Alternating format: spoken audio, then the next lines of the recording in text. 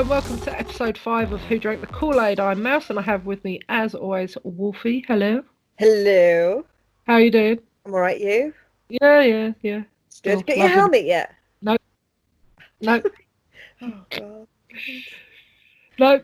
I will get it at some point. I'm absolutely sure I will get it at some point.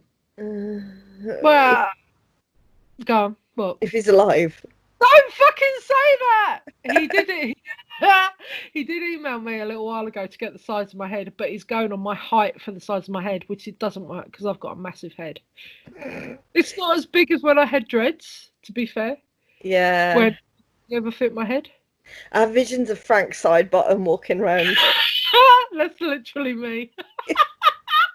It's like it goes up, measure your height. So I measured my height and went, oh, cool, I am the height that I keep telling everyone I am. So Yeah. it's like, but then it was like, and I'll gauge your head size from that. And I was like, yeah, that ain't gonna work. Got a rather large head. I would like to say it's because of all the brains inside it, but we both know that's a lie. Is it expensive? Yes. Okay. I'm not going to say anymore. It is, but it isn't. For what it is, it's actually quite cheap. Yeah. But I've bought like the minimum package that he does. Oh, So I've got really? a lot of work to do on it when it turns up. But that's fine. I've got nothing else to do while sitting around my house, not allowed out. So, anyway, today we're going to be discussing cursed films. Mm-hmm. We have 5 to talk about today. Okay. 2 of them, I think, are kind of tenuous links to curses. Okay. 3 of them, I can see why. Yes. Okay. Is this like the Cecil Hotel where you're like, okay? Yeah, I can see why you're saying that. Yeah, they Okay. are. Some of them are. Yeah. Okay. But then again, as I say before, I think a lot of stuff like this, you can actually just say, I could put it all down to coinkydink. And because it's all a coincidence, we're all sitting there saying, oh, but that's true because so-and-so said it. And it's one of those. Yeah. But that's what I think about curses generally. So we'll start off with the 2 crappy ones first, I reckon. Okay, go for it. And by crappy, I don't mean as in crappy as in films, because otherwise you all come around my house and lynch me. Indeed. because of what one of them is. Yes. But the rubbishy kind of theories. Right, so the first one, Rosemary's Baby, 1968. These, I think, are a bit sort of, you're pushing it, really, with these. So, have you seen Rosemary's Baby? A very, very long time ago. It's one of those films, I think, that you see it once and kind of forget about it, and then you see clips of it and go, oh, so that's what that fucking film is. Yes. It's one of those. It's one of those. Okay. So anyway, Rosemary's Baby, made in 1968, not one of my favourite horror movies. Was it 1968? Yeah, it's bloody old, mate. Oh, I didn't realise it's that old. So the film's composer died when he had an accidental fall. William Castle, the producer, suffered from gallstones which needed surgery. What? Yes, exactly. Oh no, the curse of the killer gallstones. I had a verruca. It's the curse of Rosemary's Baby. Yeah. I think that. Yeah, bit Yeah. hard to push that one. And obviously the most famous one, and they're linking it to Rosemary's Baby being cursed, but I don't think it is. It's just down to people being psychotic. It was directed by Roman Polanski, and obviously. Oh, Sharon Tate, yeah. Yeah, so Sharon Tate was murdered by the Manson family when she was 8 months pregnant with their first child. Absolutely horrific murder. It's one of those. They've linked that to the Curse of Rosemary's Baby, and I'm like, I don't think it is. No, Someone fell off of a ladder or something, and gallstones. Right, okay. I think it's the Roman Polanski thing, isn't it? That's probably. Yeah, it's tenuous. Yeah, completely. But because that crime has become, oh gosh, synonymous with Hollywood of that era, then perhaps. Yeah, I know, but the whole Manson family thing intrigued me a lot when I was younger. I read a lot about them, and a lot of it, I sit and go, the charismatic man. That's unfortunately the way he got away with a lot of it. Very charismatic man, got people to do what he wanted, and actually met up with people who were like-minded. And some of the women, Baby, for example, far more psychotic than he was. LSD as well was involved. A lot of LSD. Yeah. Drugs is bad, children. Drugs is bad. But yeah, it's literally. Yeah. So those were the links to Rosemary's Baby. Now I'm like sort of like pushing past it really quickly because it's a bit of a crap one. Yeah. You know, my second Did crap she one. have the? Sorry, did she have like the son of the devil in it or something? Was that the Yeah, part of the film? Yeah. Yeah. She got pregnant with the devil's baby, gave birth to the baby, blah blah blah blah blah. And of course, I guess it goes against a few Christian values, doesn't it? One or two. At that time. At any time, really. Yeah. But Yeah, see, I have issues with the way the devil's portrayed in a lot of like Christian cultish shit. Because yeah. people tend to forget that the devil's actually an archangel. Yes, of course. Lucifer Morningstar, the Lightbringer, was booted out of heaven in the First War. Yeah. You know, I didn't go to Catholic school, so it's like, so I do have issues with the way that they're portrayed as a demon or stuff like that because that's not the way he should be portrayed. But that's a personal opinion. Anyway, so that's my first rubbishy one. I don't think you can turn around and say that's a cursed film. No. I can just say that's really bad coincidences. But gallstones. Yeah, exactly. You know. Yeah, it's nothing that I would sit and say, yeah, that's actually scary, dangerous. No. But yeah, gallstones. This one is my rubbish link. Please don't kill me. Please don't kill me. That one. Superman. Yes. 1978, the one and only Christopher Reeve. Oh, adore. Sorry, as anyone who thinks any differently, Christopher Reeve is the only Superman that exists, as far as I'm concerned. Yes, absolutely. He is Superman. Yeah. He's the epitome of Superman. And I don't think it's just because of the age we are. I think even holding him up now, he still looks like the comic book Superman. He was perfect. And I think that Margot Kidder was a perfect Lois Lane. Yeah. They had such great chemistry. Brilliant films. Yeah. They have dated really badly. Yeah, I think the special effects obviously is very, very shonky. I think that the stories are still strong. I mean, there's a lot I could go into with Richard Donner and all that stuff, which we're not going to. But I think that if you could stick modern day effects into it, I think it'd stand up because it's about the performances and they were great. Yeah. The storylines are. One of the storylines really bugs me where he turns back time by spinning the earth the wrong way. But you know why that was? I'm about to tell you all. Let me educate. Whether you want to know or not. Okay. So the people that owned they owned the rights to Superman, and they were in producers. Actually, I think they were the producers of the film. Hired Richard Donner. And they said, right, you need to do 2 films at once. So they filmed Superman 1 and Superman 2 at the same time. And then they didn't get on very well with Richard Donner. They were basically hacks, and they were in it for the money. They didn't care about the art. They didn't care about the finished product. They just wanted the film, and then that was it. And Richard Donner is a great director, and he didn't want to do that. He wanted to make a real superhero film. So they basically rushed him, and they wanted it to fail. So they said, okay, you've got to stop finishing work right now, and you've got to release Superman 1. That's it. So they were like, oh, okay. There wasn't an ending written for Superman 1, and there wasn't an ending written for Superman 2. So they had to rush out and just stick something on the end. And so that's what they did. The turn back time world thing was an idea that they filmed and they may have used for Superman 2 had Richard Donner stayed on to film it. But he didn't like it either, but it was just a case of, and then it came out and it was a huge success. They still fired him.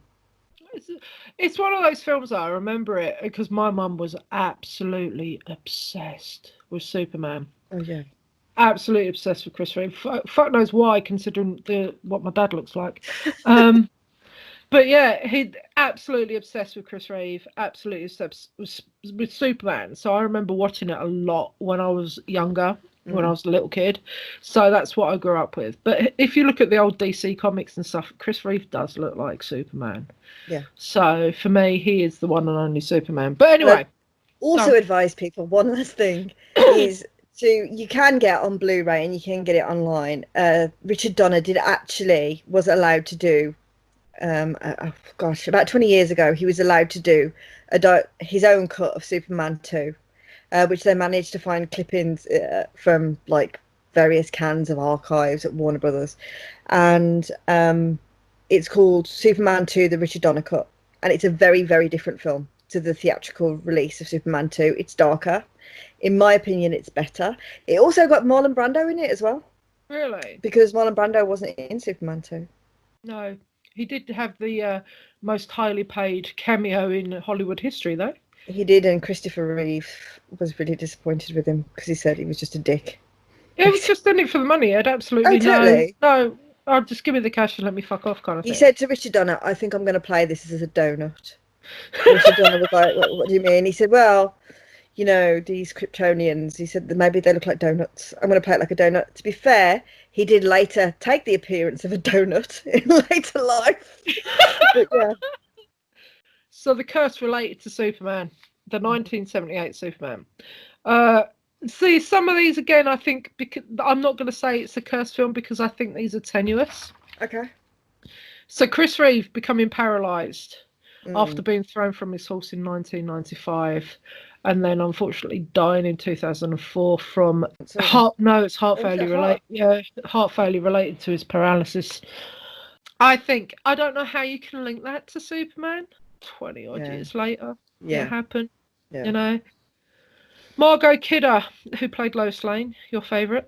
I adore Margot Kidder. She's wonderful. Yeah, she suffered from mental illnesses following the films and was found wandering the streets of LA dirty and dishevelled at one point. She lived on Skid Row, actually, by the Hotel Cecil at one point. It must be bad if you weren't allowed in. No, she had a tent there and she had all the teeth knocked out and various things. Oh, that's horrible. She was bad, yeah. Again, it was bipolar, actually. She had bipolar, sort of same as Elisa Lam. Yeah. So why is that linked to the film? They're just tying it all in, aren't they? Yeah. Richard Pryor, who appeared in Superman 3, died of multiple sclerosis. I have so much trouble pronouncing that, so sorry. Multiple sclerosis. Not long after his appearance. Not long after. It was years after. Supposedly, it was not long after his appearance in Superman 3. No, he declined for years. It was ages after. That's why I read that and went, what? I don't think so. The original 1950s Superman, George Reeves, he committed suicide at the age of 45 in 1959. Was he the guy who was having a party and they heard a gunshot and apparently he was dead? Yeah, because they can't decide whether he was murdered or it was an that's it. Yeah, he was not happy. I know there's loads of stuff floating around about him, about the fact that he wasn't happy with the Superman series and all that kind of stuff. But again, I don't know how you can link that to a cursed film. Yeah. No. It's very sort of meh. Yeah. It's like you could kind of push it, but I don't believe it. It's one of those. Right, so more cursed films though. We'll go on to ones I actually do believe you can give it the title of cursed. So The Omen came out in 1976. You've seen it in when, do you reckon? 90s, maybe. Again, I like the storyline, but it's not aged well. It's not. No. Yeah. I think the theme tune's probably like the music's more famous, yeah. So, curses linked to this. Gregory Peck and producer Mace Newfield were in separate planes, but they were both struck by lightning. Okay. Peck's son Jonathan. At the same time? No, I don't think. I was going to say. It's around the same. That would be pretty freaky. Yeah. That would be really fucking freaky if it was at the same time. And then I would definitely go, that's cursed. Yeah. At the same time, it's fucking cursed. But if they were flying at the same time, I don't know. I didn't see anything that said it was flying at the same time, but that'd be pretty cool if it was. Yeah. But yeah, anyway. So Jonathan, Peck's son Jonathan committed suicide before the filming began. Again, I'm going to say this a lot. I don't know how you can link that with the film. No. Newfield was in a hotel that was bombed by the IRA. If anyone don't know who the IRA are, they're a bunch of militant separatists in Ireland. So Newfield was in the hotel that the IRA bombed, and then the IRA later bombed a restaurant where some of the cast were eating. Okay. Maybe the IRA just didn't like the Omen. Don't like it. Because it's like, it goes against Christian values and all that shit. Yeah. Yeah, so, it would do, wouldn't it? Well, yeah. It's a bit. But then if they're in London and in and around London at that time, it's highly likely you're going to get affected by a bombing, unfortunately, because that's what was going on at the time, So a tiger handler accidentally died. By a tiger, I presume. I don't know. It doesn't say. Right, this is important. This is important to me. People need to know. It didn't say. I kind of want it to be by a tiger. I kind of want the tiger to fight back and eat it. Yeah, me too. Yeah, we'll say this. He wasn't married to Carol Baskin at the time, was he? All I see is memes about that shit. I've not watched it because I'm like, whatever, rednecks. But it's just like, I know who the Carol Baskins figure is. Yes. But yes. Yeah. That bitch Carol Baskins. But yeah, I've got no idea. Right, so a tiger handler accidentally died. A plane filming some of the overhead scenes crashed, killing everyone on board. Yeah. Pretty things so far. That is bad, yeah. A year after it was filmed, designer John Richardson was driving in Holland with his assistant, Liz Moon. They were involved in a head-on collision, which killed Liz Moon outright. There is a description of the way she dies. Do you want to hear it? Yeah, go on. Right, so the car's front wheels sliced through the car's chassis and ended up cutting her in half. Okay, that's yeah. Not a while ago. No, that's a stinger. Yeah, horrific way to die. Richardson lived, so he lived. So, and the thing that links it to the Omen. Go on. They were in Holland, remember, right? Yeah. So there was a road sign near the site of the crash that read Omen, OMMEN, 66.6 kilometers. No, really. Really, though. Everything I've looked up says that, yeah. Really? I've looked it up in about 3 different sources, and let's be honest, I don't look up a lot of stuff. But yeah, Omen. That is freaky. I find that highly unlikely, though. Where in the fuck do you see a sign that says 0.6 of anything? No. I don't believe it. I think they're pushing that. I can't remember what they're... I don't think they would put 0.6. No, I don't think they put a 0.6 on any... Have you ever seen a road sign anywhere 0.6 or something? Because I fucking haven't, and I've driven around a lot. But I am going to do this stupidness that is me, and I'm going to look up whether Omen actually exists. Right? Oh, Omen, it does. It's near Hardenberg. But yeah, it's a municipality and a Hanseatic city in the Veck Valley of Salland region. Yeah, I can't speak Dutch, so apologies. Yeah, it's in the Netherlands. But don't you think that's a bit weird? I don't believe the 66.6 kilometres. Might have said 66 kilometres, but I don't believe there's 0.6. No, it would be 0.5. Yeah, not 0.6. I find it odd. If you look it up, if you Google it, it says Omen 66.6. If you just put in Omen, it says 66.6 kilometres as the first thing. Yeah, it's the first thing on Google to look up. It comes up, it gives you that as an option. It's just like, really? Okay. I'm gonna do it live. Yeah, do it. OMMEN. And then... Oh my God, it does. Would I lie to you, Wolfie? Would I lie to you? Yeah. Yes, but not about this. Oh yeah, look at that. How weird is that? How weird is that? I'm not sure 100%. I don't believe the 0.6. It might have said 66, but I don't believe it the 0.6 at all. I can see where a curse would be thought about with that. Yeah, you reckon? Yeah, well, I'm not saying it's cursed, but I can see why people would think that. I'm not going to say it's cursed, but I'm going to go with, yeah, I can believe it. Right, the next one we're going to go through, the Poltergeist franchise. Oh, yeah. You know, the old dude in that, you know which one I mean, who knocks on the door? He's got like really gaunt face. Have you seen Poltergeist? Yeah, but years ago. And that big black hat. Oh, he haunted my dreams when I was a child, you know. Are you sure you're thinking about Poltergeist, not Exorcist? Yeah, I am. I know. Hold on, I'll show you his picture. He looks Amish. Yeah, that's. Oh God, don't. Yeah. No. No, I just no. Yeah, that's the one. What about the Reverend Kane? That's him. Right, go on. What You about know, he him? just used to scare the living shit out of me when I was a kid. I don't know why I Ew. was watching Poltergeist when I was that young. I know. It's bad. I think though, when we're little kids, we tend to watch shit more Yeah, than more than they do now. yeah. I Because remember it's like, watching The oh, Birds.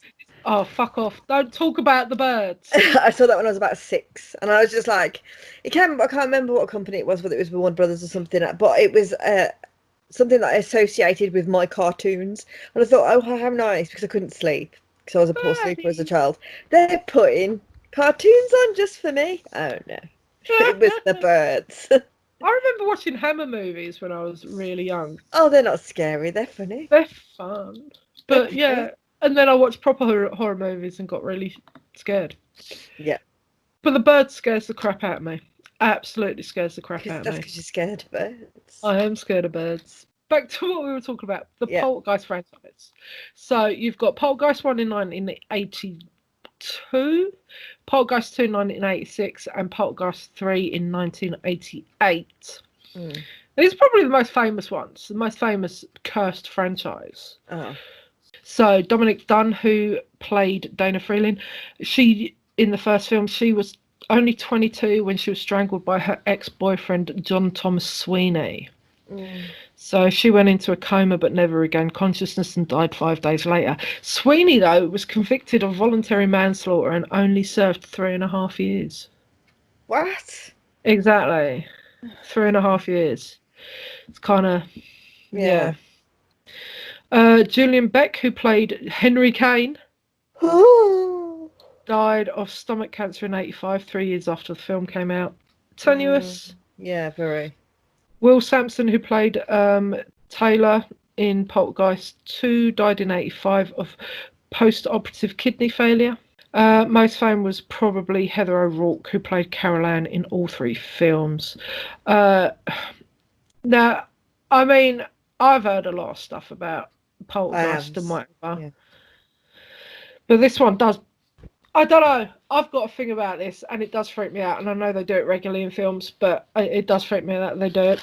All right. So during the production of Poltergeist 3, Heather, who was 12 at the time, died whilst they were filming the end scenes of the movie. She developed stomach cramps on set and went into cardiac arrest, was rushed into surgery, but she suffered from septic shock and died on the operating table. Mm. Horrific. But the thing that freaks me out, and I don't like this, and as I said, I know they do this in films generally, they filmed the rest of it with a body double, and I kind of think, oh, Yeah. Yeah. money's been put into the films, and I know, it's more than just one person in the films, but I don't know, there's a bit of me that just thinks that's just a bit rude. Yeah. There's a lot of conspiracies about her. Like what? That they don't think that In terms of that's what killed her. I think it's because it's toxic shock is well, it's quite a rare thing, isn't it? yeah. They're saying they say I don't know. It's one of those that she went into septic shock, but it's the fact that she was only little, and she was that little white-haired kid. Yeah. And if you think about Poltergeist, she's the image that you think about. It's I don't. A bit of me just sitting thinks it's kind of disrespectful to put the film out. Yeah. No, I know what you mean. But they do it a lot, though, don't they? Yeah, totally. Because they turn around and say all this money's been invested already, all that kind of. So I know they do it a lot, but I just find it weird. I also, I don't know. There's a lot of stuff that links around Steven Spielberg films as well. that a lot of shit happens on his films, and I'm like, I think it's all kind of coincidental. Well, he's got quite a large back catalogue, really. Yes, So the there's stuff going to is be going to shit. happen. Of course Do you it know is. what I mean? Because of the history that the Poltergeist films have got, there was casting fears over the 2015 remake. Of course, they remade it, didn't they? Yeah, Yeah. yeah. So people were worried about the Poltergeist curse, Mm. and they weren't.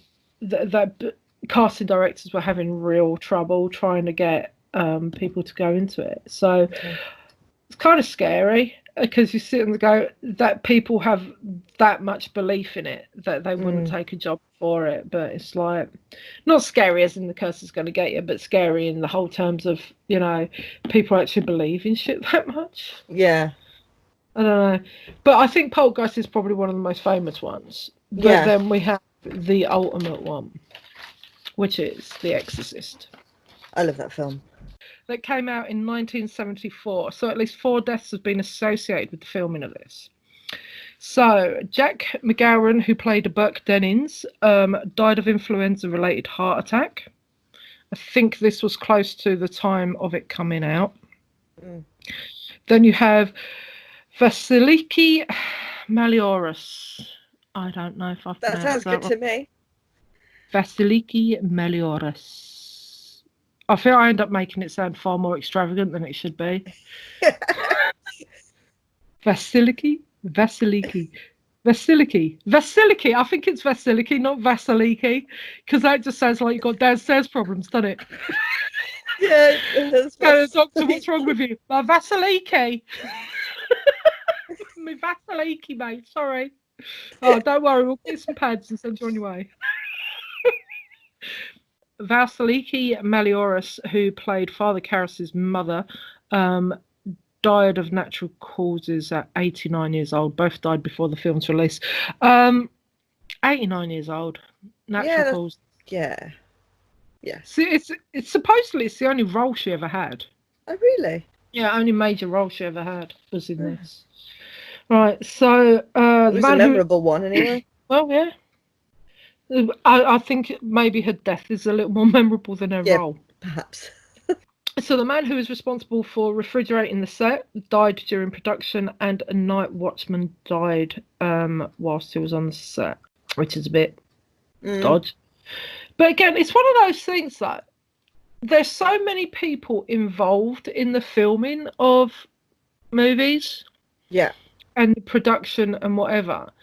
It's highly unlikely that that many people will not have an accident, will not have an unfortunate death, or a relative suffer from an unfortunate death, have a major illness, have surgery, have an accident. I yeah, find it highly unlikely that that many people would have absolute. I'd be more impressed if there was a film that had nothing go wrong on it. yeah. No, I would. I mean, because So there's literally hundreds of people, isn't there, in like a yeah, major movie, I'd yeah. imagine. So what it starts getting a bit weirder after these ones, right?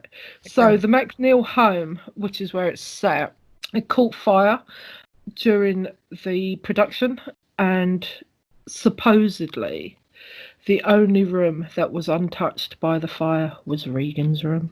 Ooh. No, no, Yeah, no, no. Yeah, if you yeah, believe that, I've got some yeah. magic beans for you.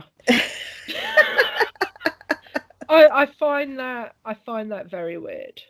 That people actually believe that. But that's like the whole thing where people do the whole, oh, my house burnt down and killed my dog, and Mm. but the only thing that survived was my Bible, and you're like, and then say God is blessed. If God blessed you that much, mate, he wouldn't let your fucking house burn down in the first place. No. Fuck saving the book. They're so over laminated anyway, it probably wouldn't burn. Mm. It's like back in the 60s when all the pictures of the big-eyed kids. Yes, yes, I do. Yeah, I do. Yeah, Yeah, all those ones I deface and sell. yeah, yeah. Yeah, That's the one. Yeah. yeah. All these photos of these paintings of these big-eyed kids that people would have house fires and stuff, and they would find these paintings untouched Yes, I've read about that. Yeah, because the paint they used on them was inflammable. yeah. There was something to do with the treatment of those pictures or whatever that actually made them unlikely to burn. But there was this big thing about, because I remember being told about these, like back in the day, and people say, "Oh yeah, they're cursed," blah blah blah, and it's because of these photos of the big-eyed kids, these drawings and whatever, that their houses were burning down and whatever. But the only thing that was surviving were these pictures, and it's like, I find it weird, but there is reasonable arguments to say it's the paintings themselves are actually treated with stuff that stops them being super flammable. There was a screening in Rome, and during the screening in Rome, a huge storm surged around the cinema whilst the people were waiting to go in. A giant 400-year-old cross on top of a nearby church was struck by lightning and fell into the plaza below. No, it's just coincidence. Coinkydinks. Yeah. If they'd been watching a Disney movie, so say it was like, I don't know, Snow White, Nemo, wasn't it? Would they say it was that? No. It's literally because of the film that they were watching. So Ellen Burstyn, who played Regan's mother, Chris McNeil, suffered a permanent injury to her back when a harness that she was wearing for one of the stunts was pulled too hard. The scream that occurred when the injury happened, they used in the final cut of the film. Kind of nasty. Kind of exploitative, but she was in it. She was paid. Yeah, so you were paid. We were going to injure your back, and I'm going to use that scream. It was the most realistic acting you've done all day. She's actually great in it. I really love the film The Exorcist. I think it's a really good film. Yeah. Obviously, it was poo-pooed when I was younger. I can imagine. It's not a thing to be watched. Yeah. I remember when I was at school. Obviously, it came out way before I was at school. But when you're at school, you watch old horror movies and shit like that. And The Exorcist had like a revival kind of thing going on. And literally, all the kids I went to school, you can't watch that because it's against God and all this shit. It's called The fucking Exorcist. Of course it's against God. Do you know what I mean? It's not like that the happy nuns go to Disneyland. Do you know what I mean? It's just like, for fuck's sake. But so obviously, because it was so poo-pooed, and our RE teachers were all like coming down on it, like the nuns and the priests that were part of our school all coming down. So obviously we all watched it. And it's one of those things that you watch it and you're like, okay. But I don't quite understand why. What do you mean? Because in this modern age, it's actually a really religious film. It is. And I don't think it's particularly blasphemous. One of the things that was rumoured to be part of this film and why, a lot of the church came down on it and stuff was that during the actual ritual itself where Regan's being exorcised, supposedly they were playing the soundtrack of a real exorcism. So I've heard that. Demonic noises, etc., were part of an actual real exorcism. So that was poo-pooed, because what you're actually doing is you're turning around and giving the devil screen time. Right, okay. Now, I've watched some shitty films that would have given the devil more screen time than The Exorcist. So, yeah. Yeah. It's just a well-made film. I don't even think it qualifies as horror nowadays. I think it's more of a supernatural thriller. Yeah, I think it's more psychological. Absolutely. I do think it's more psychological, and I do think our view of horror movies has changed dramatically over the last even probably 10 years. That you went from the 60s and 70s, where it was horror movies were psychological, but you would get a bit of gore thrown in them at the same time. Then you had all the body horror stuff of the 80s and 90s. So like even stuff like The Evil Dead was classed as body horror. I love those films. But yeah, that kind of stuff, the body horror stuff started coming in quite heavily in the 80s and 90s. And then like the 2000s and stuff, it was all psychological again. It was far more jump scare. Then it was like axe wielding maniac chasing down the road. Yeah. And then we're going back now again to very religious themed horror movies with the psychological mixed in with the body horror again. So we're going back to the 70s. And The Exorcist, yeah, I guess we would label it as a horror, is fantastic. But I love the book as well. It's one of the few books, film books that I've read, and I loved it. So Jason Miller, who played Damien Karras, his toddler was tragically struck by a motorbike and killed on the day of filming. And a cameraman's newborn baby also died during filming, which is horrible. Mercedes McCambridge, who voiced Regan's demon, Pazuzu. Right. I always think Pazuzu is not a very demonic name. It sounds like a scooter. We've got my new Pazuzu outside. Do you want to go for a ride? Yeah. We'll go get some chips. Yeah. Cruise the front. That's what you have when you drive around Southend, isn't it? Yeah. Pazuzu. Yeah. Pazuzu. It's either that or it sounds like a Disney bird. Yeah. Yeah. You know, from The Lion King. Yeah. Pazuzu. Mercedes McCambridge, who voiced Pazuzu, Regan's demon, her son killed his wife and children before killing himself in 1987. Oh, God.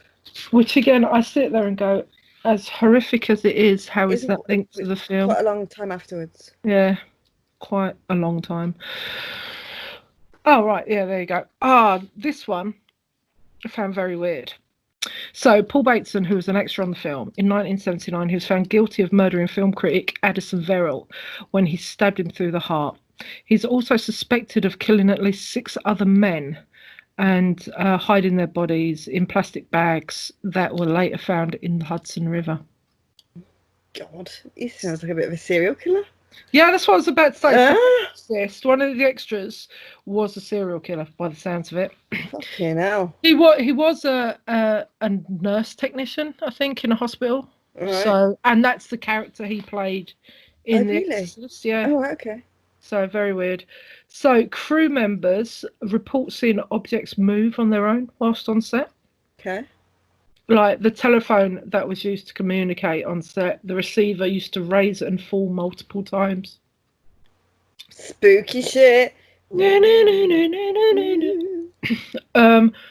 All of this stuff provoked William Friedkin, who was the director, to ask Reverend Thomas Barrington to perform an exorcism on the set. Right. He originally refused to do it. He was only there as the religious advisor. Right, okay. He refused to do it until that fire that we talked about earlier. Right, okay. It's only after the fire that he was convinced to do it. Now, I can see where you're saying The Exorcist may have a little bit of a curse going on. I think that the things moving on set and stuff like that, that's kind of cool and kind of spooky. Some of it's a real stretch. Seriously. What was that? It's my phone. Oh, fuck off. So you just knocked your phone on the floor. Yeah. Did the receiver lift and drop by itself? But depending on what you look at, right? This is what always makes me laugh. Depending on what you look at, so many different things are linked into it. Like so, because it follows the demonic possession of a 12-year-old girl, and loads of stuff. Over 4 decades, it's been deemed filmed by horror movie fans. I do think it's very much a case of projection. Here's a question, though. Has Linda Blair done anything apart from The Exorcist? Roller Boogie. Has Linda Blair done anything about it? Roller Boogie's brilliant, man. Okay, mate. And she did Repossessed as well, didn't she? Do you remember that? Oh, no, I don't. Yeah, I've heard it. It's like a spoof of it, yeah. In all of everything that they say goes on with this stuff, again, I'll go back to if there wasn't an accident or an illness or a tragic death that was associated with any film, I'd be more shocked about that. Yeah. Because the amount of people that are linked into them. Yeah. I find it very tenuous links to some of these supposed curses. Because no, I do. Stuff that's happened like 20 years later. So we're trying to link stuff in that doesn't necessarily have a link. So with a lot of these films, the only one that I would turn around and say, oh, that's a bit dodge, is The Exorcist. Yeah, I can see why. Because of the extra stuff that was linked into it. Yeah. But at the same time, it was a very controversial film when it was released. I mean, my mom and my dad's mom, my nan on that side, went to see it, and they queued outside, and there was St. John's ambulance people there waiting for people to faint, you know, when they were coming out and whatever. Yeah, there really was when it was released. So you had all this controversy and stuff. So it did build people up. I know there was a massive amount of controversy around it. I mean, because there still was when I was at school, because of the religious content. Yeah. Obviously, the school I went to, it was even more heightened. We did have a list of banned films. So obviously, those are the first ones we went out to watch. Rent them on video, watch them. But the one curse I will always, not curse, but the one thing that I always remember about it is them saying that the actual possession piece, the noises and stuff that were with Pazuzu were actually from a real demonic possession, and I find that interesting. With the cross falling into the piazza and stuff like that, you sit there and go, if it had been, as you said, fucking Finding Nemo, would you have turned around and said, oh, it's the curse of the film? No, you wouldn't have. But anyway, so basically, I think the whole sum up of this is, we don't believe you. No, sorry. Next. We don't believe you. We don't believe you. Move along. Next, please. But in saying that, move along next, please. What are we talking about next? Yeah, talking about famous hauntings and ghost stories, and not so famous ones as well, because, well, we don't know how many famous ones there are yet. Yeah, and besides that, you mentioned one earlier. I went, what? Borley Rectory. That's the most famous one ever. I'm like, I've never heard of it. So we're gonna do famous hauntings, and hopefully it might be a two-parter. Be warned, because there's going to be a lot. I've got a feeling there'll be a lot of waffle, yeah. Because we have ghost stories or stories we cannot explain of various things that we'll be threading in. There's a lot of shit I can't explain, but that don't mean it's a haunting. I can't explain how my microwave works. Is that haunted? Might be. Yeah. Probably. I've got a story about that, but I'll tell you next week. Really? Oh, don't forget, I'm excited now. So, thank you for sticking with us and listening to episode 5 of Who Drank the Kool-Aid. As always, like, subscribe, find us wherever you get your podcasts. You can follow us on Twitter at WhoCool, and you can contact us via email at whodrankthekool-aid-podcast@gmail.com. I'm not looking forward to next week, so I fucking think I'm going to give myself the shits. It's going to be fabulous. Woo! Bye! Bye! Bye! Bye! Bye!